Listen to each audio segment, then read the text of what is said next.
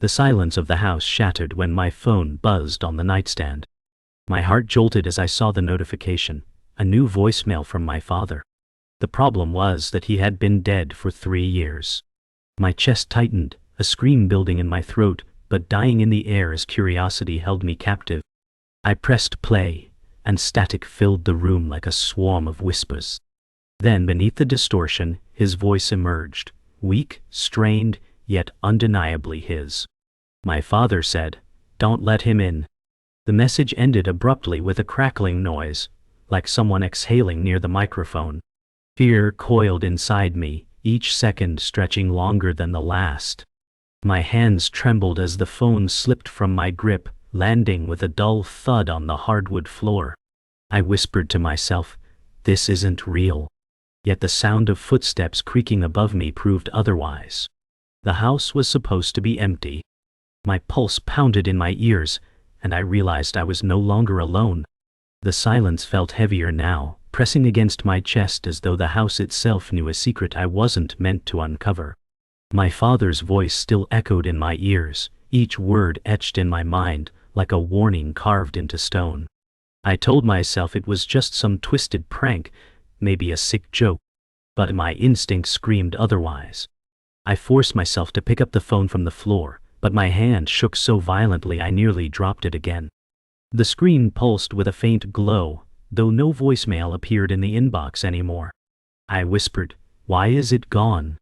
A cold breeze swept across the room, though every window was locked. My skin prickled, hairs rising as if unseen eyes were tracing every movement I made. The old wooden beams above groaned again, but slower this time, deliberate, as though someone was waiting to be noticed. I tried to rationalize, forcing logic into my panic, but the weight in the room pushed back harder. I whispered, "It's just my imagination." Yet deep inside, I knew imagination couldn't explain the vanishing voicemail. The glow of the phone dimmed, casting only half light on my pale reflection in the screen. My heart thumped so loud I swore the walls would echo with its rhythm. The sound from upstairs grew clearer, a dragging shuffle, slow and deliberate. I froze, my eyes darting toward the ceiling as if staring hard enough could force it to stop. Fear tasted metallic, like blood on my tongue. For the first time since the funeral, I found myself longing to hear my father's voice again, even if it came through static. The floorboards above moaned once more, followed by the unmistakable sound of something heavy dragging across the wood. I staggered backward until my back pressed against the cold wall. My breath came in ragged gasps, fogging faintly in the air, as though the temperature had dropped. My mind flashed to nights from my childhood when my father would tell me, "Don't ignore the sounds in the dark. They mean something." I shook my head, muttering, No, this isn't real." The thought clung to me that maybe the message was not a warning about something outside, but something already inside. The air tightened, the silence between sounds more terrifying than the creaks themselves. I forced my legs to move, each step toward the door like wading through water. The hallway yawned ahead, cloaked in blackness broken only by the faint glow of a street lamp through a cracked window. The boards creaked beneath my feet, betraying my presence to whatever lingered above. I reached for the doorknob with a trembling hand, and before my fingers touched it, another voicemail alert chimed softly. My phone glowed again in my hand, vibrating against my skin like a heartbeat. My father's voice whispered once more, "He's already here." Every bone in my body wanted to run, but my legs rooted to the floor, trapped between dread and disbelief. The house groaned as I stepped into the hallway, every sound amplified by my fear. The darkness pressed close, suffocating and endless. My phone's screen glowed faintly, casting a weak halo across the cracked plaster walls. My father's words replayed, louder in my mind than when I first heard them. "Don't let him in." The problem was, I didn't know who he was. My breath rasped as I whispered, "This can't be happening." The stairwell loomed ahead, blacker than ink, like a mouth waiting to swallow me whole. A sudden thud echoed from upstairs, sharp and final, like a body collapsing. My instincts screamed to run, but my feet betrayed me, dragging me forward, step by step. The air felt charged, thick with unseen energy, as if the house itself breathed in rhythm with me. The silence stretched tight, just before snapping. The stairs creaked under my weight, each step screaming louder than the last. My legs shook, knees locking with every uncertain move upward. The glow from my phone dimmed further, as though drained by something unseen. My chest tightened as a chill slithered down my spine. I tried to convince myself the sound was nothing, but deep down, I knew better. My father's warnings had never been about imagination. Shadows seemed to stretch along the walls, unnatural and jagged, pulling me deeper into the dark. I whispered to the silence, "Who's up there?" But the only reply was a dragging sound, closer this time. My pulse pounded in my temples, and dread settled like a stone in my stomach. The stairwell felt endless, each step a descent into something I didn't want to meet. At the top of the stairs, the hallway stretched out like a corridor of nightmares. The floor creaked as though bearing more weight than mine alone. I froze when I noticed it. The faint outline of footprints, darker than the wood, leading toward my father's old study. My throat tightened, breath catching painfully as I followed them with my eyes. "No one's here," I muttered, though the words rang hollow. The footprints glistened faintly as if wet, each step marking a path to something I didn't want to see. The study door stood ajar, darkness bleeding from its edges. The memory of my father locking that room before his death struck me, sharp and merciless. My hand shook as I lifted the phone higher, but its glow didn't reach inside. My heart screamed at me to turn back, but my body edged closer. The door groaned as I pushed it wider, the sound slicing the silence like a blade.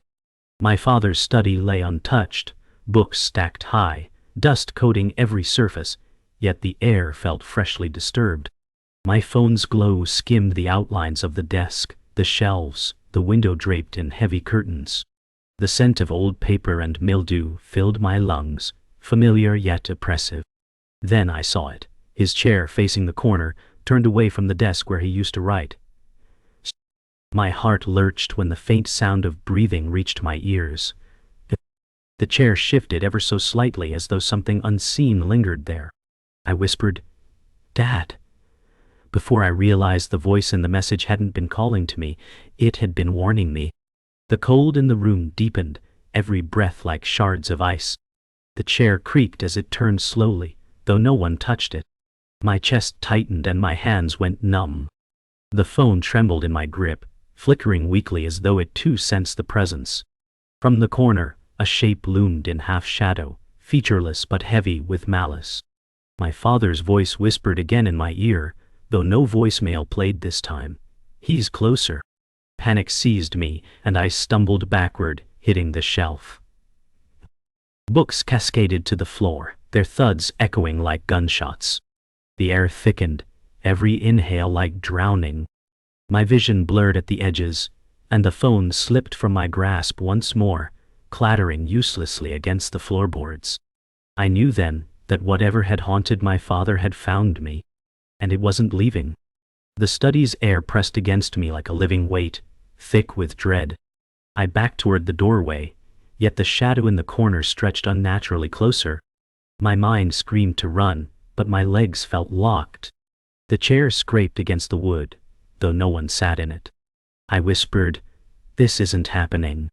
The books scattered across the floor shifted, as if nudged by invisible hands. My pulse thundered, echoing louder than the creaks above. The silence fractured when a whisper hissed from the dark, low and venomous. "Stay."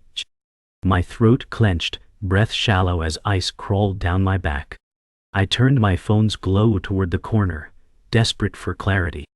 The screen flickered violently, and in its flash, the shadow stretched impossibly tall, reaching for me.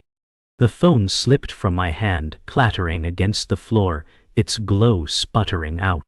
Darkness swallowed the room, leaving only my shallow breaths and the sound of shifting wood.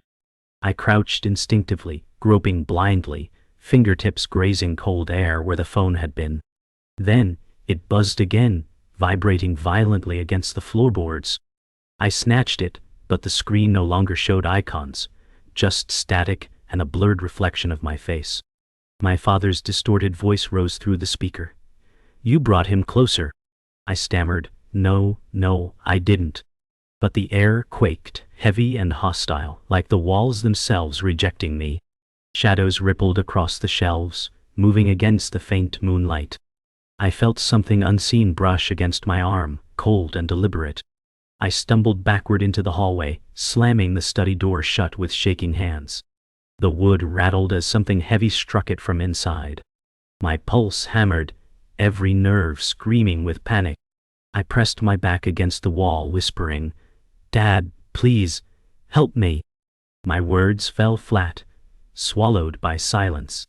The phone buzzed again, a single word flashing across the screen. "Run, toy tool." My breath caught as the floor beneath me groaned, louder, angrier, as though the house itself disapproved of my presence. The lights along the hallway flickered, though I hadn't turned them on. Every bulb hummed with unnatural energy, casting warped shadows that moved without me. My chest heaved, fear thickening until I felt I couldn't breathe. I forced my legs to carry me down the hall, each step like wading through cement. The floor creaked, louder with every movement, echoing as though the house magnified my presence. Behind me, the study door burst open with a deafening crack. Cold air swept out, biting into my skin. I dared a glance back, and saw it, shadows crawling like smoke across the floor, spilling from the study into the hallway. My father's voice filled my head, desperate and broken. "You can't escape him." My throat tightened as I whispered, "Then what am I supposed to do?" No answer came, only the sound of dragging footsteps behind the smoke. The hallway seemed to stretch longer with every step, the exit retreating further away. I lunged toward the staircase, heart clawing at my ribs. The shadows surged closer, slithering across walls and floor like hunting beasts. I tripped halfway down, tumbling hard, pain shooting through my arm.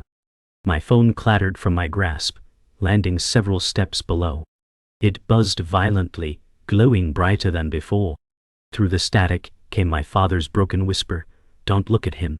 My breath ragged, I reached for the phone with shaking fingers, but the air behind me shifted. A towering presence loomed, unseen but crushing, pressing the breath from my chest.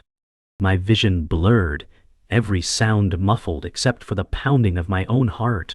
I froze, terror rooting me in place, afraid that turning around would end me.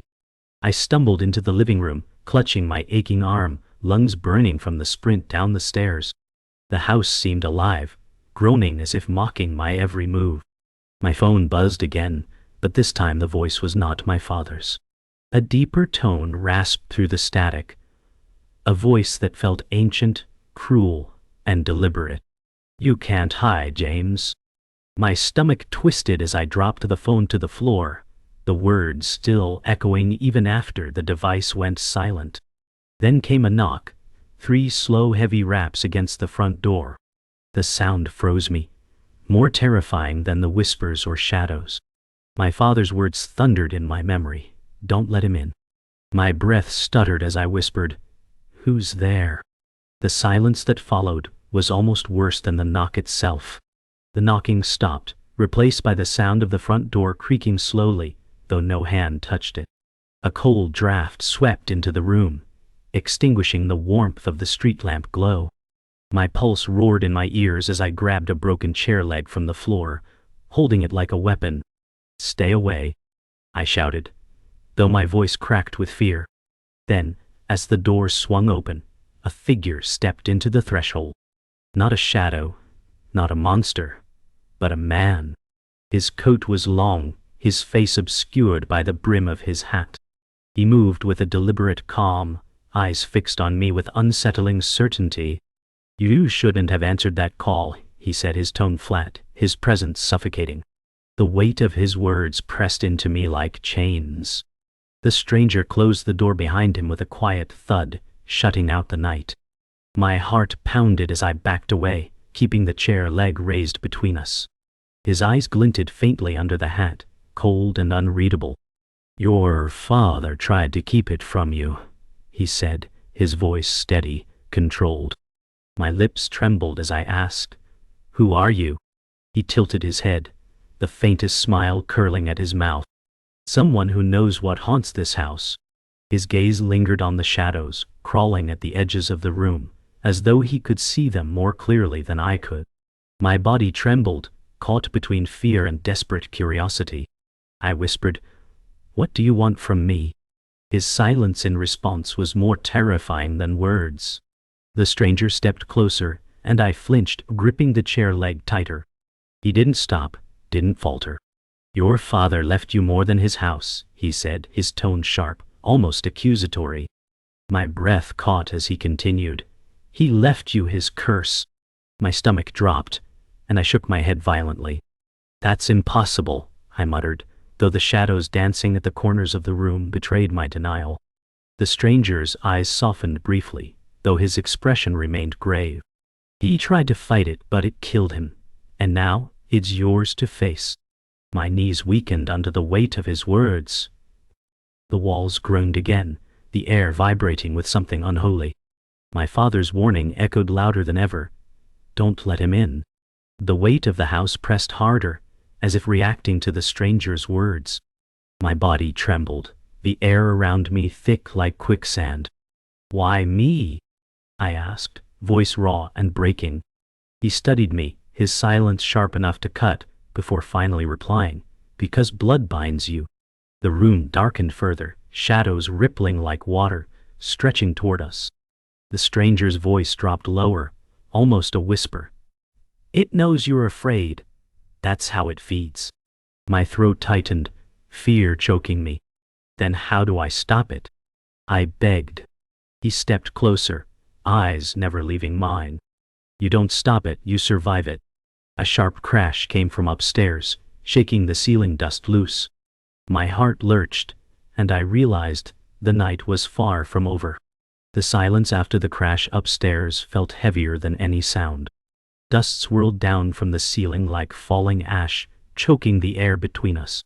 I turned to the stranger, desperation clawing through my voice. "Tell me the truth. What's happening to me?" His expression hardened, shadows carving deep lines across his gaunt face. "Your father bargained with something he didn't understand. He thought he could contain it, but he only chained it to your bloodline." My chest tightened as his words struck like knives. "You're lying," I whispered, though the ache in my bones told me otherwise. He didn't flinch, his gaze like iron. "Lies won't keep you alive." My hands shook as I lowered the chair leg, realization seeping into me like poison. The stranger moved toward the staircase, his long coat brushing against the floor. I followed reluctantly, though my body screamed to run. The air thickened with each step, shadows bending unnaturally, as if recoiling from him. "Why didn't my father warn me?" I asked, my voice brittle. The stranger stopped halfway, turning his face toward me, eyes dark as obsidian. "He tried, but some truths are too heavy for the living." My phone buzzed again, glowing faintly in my palm. This time the screen displayed a single phrase. "Don't trust him." My stomach knotted as I glanced at the man before me. "No." He climbed higher, silent, unbothered, as though he already knew what I'd seen. At the top of the stairs the air felt colder, pressing against my skin like ice.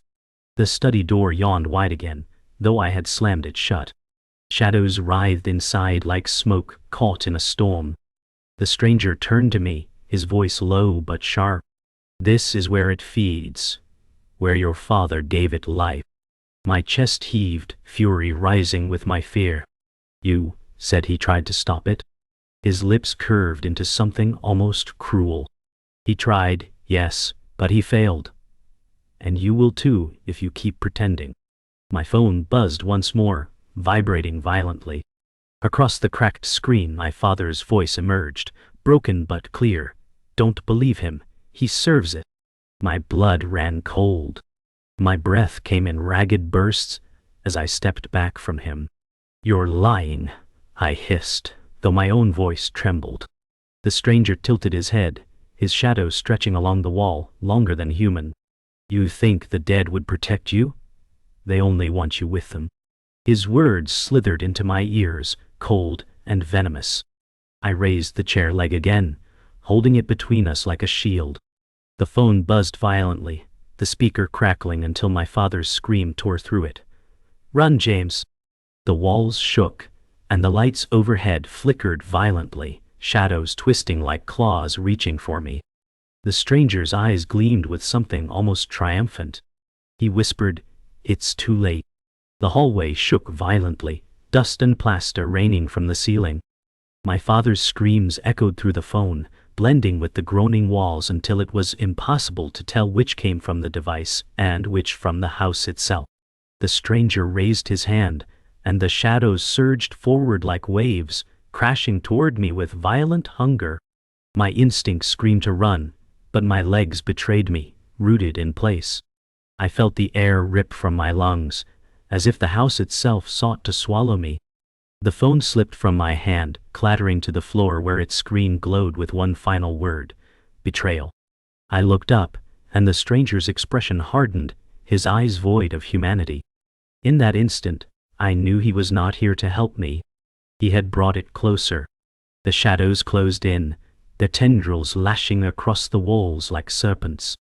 My chest heaved as the house groaned under invisible weight, wood cracking as though something enormous pressed down upon it. The stranger's voice cut through the chaos, deep and commanding. "Stop resisting, James. You'll only make it worse." My throat burned as I shouted, "Why me? What do you want from me?"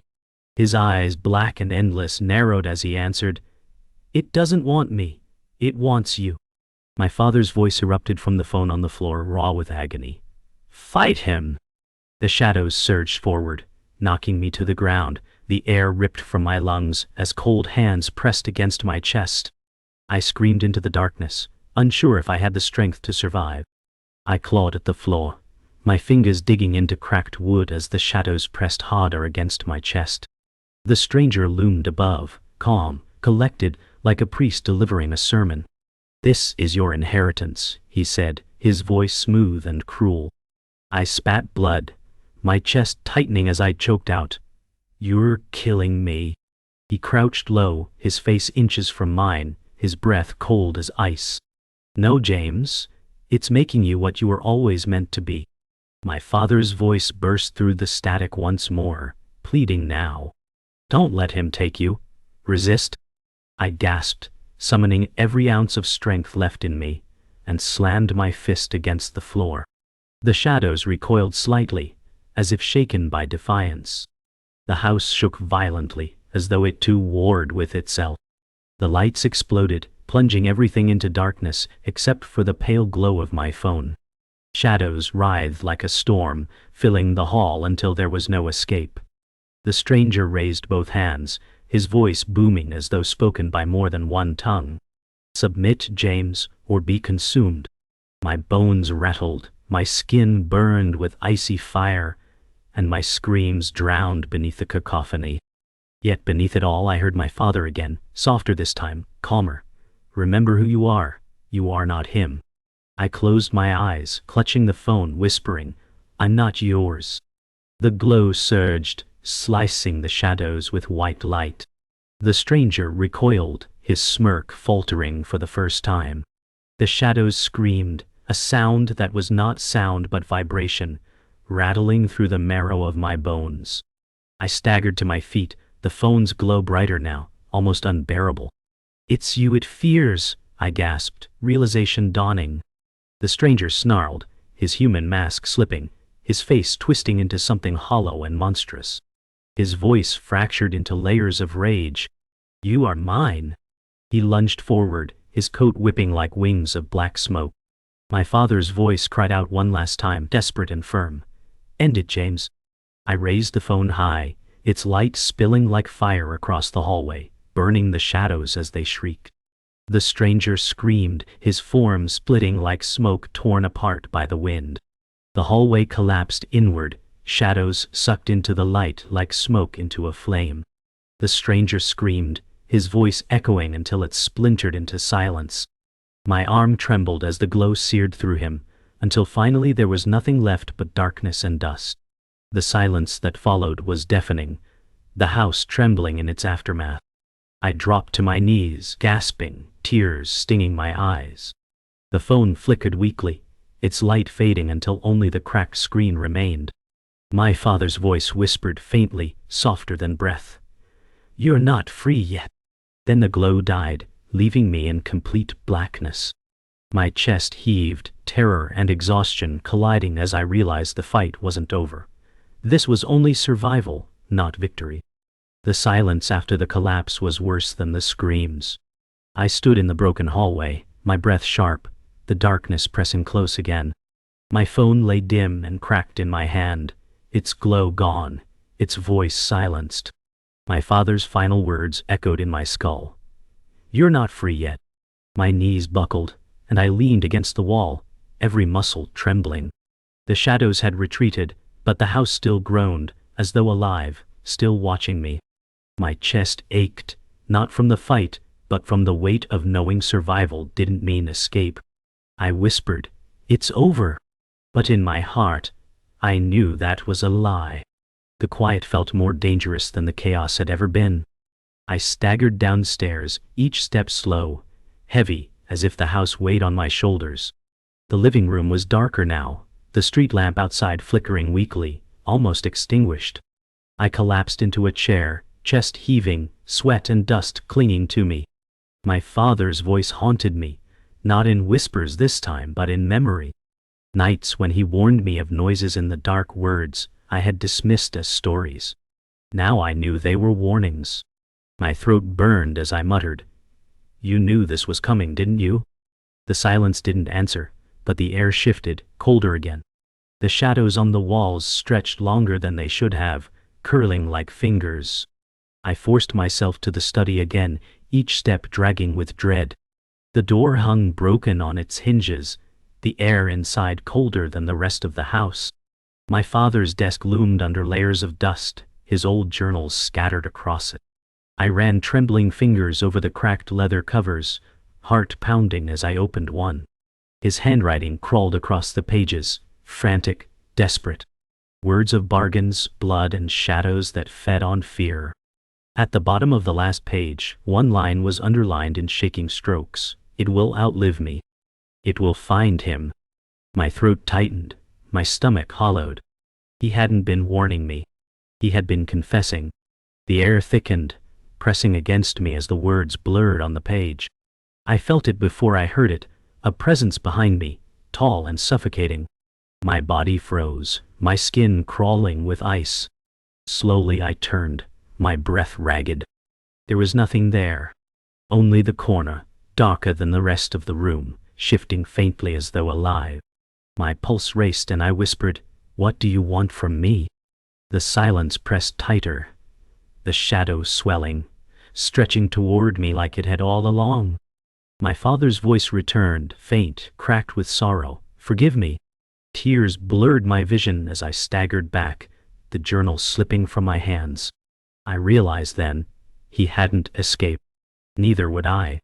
The room plunged into silence so heavy it drowned my heartbeat. I stumbled toward the hallway, clutching the broken phone, desperate for light, for sound, for anything. But before I could leave, the device buzzed one final time. Its cracked screen lit up with a single voicemail notification. My father's name. My breath caught as my finger hovered over the screen.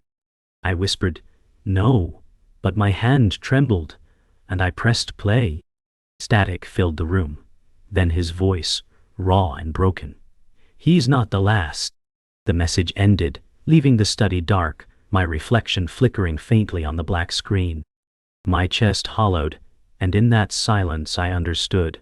This curse had no end. Not for my father. Not for me. Not for anyone.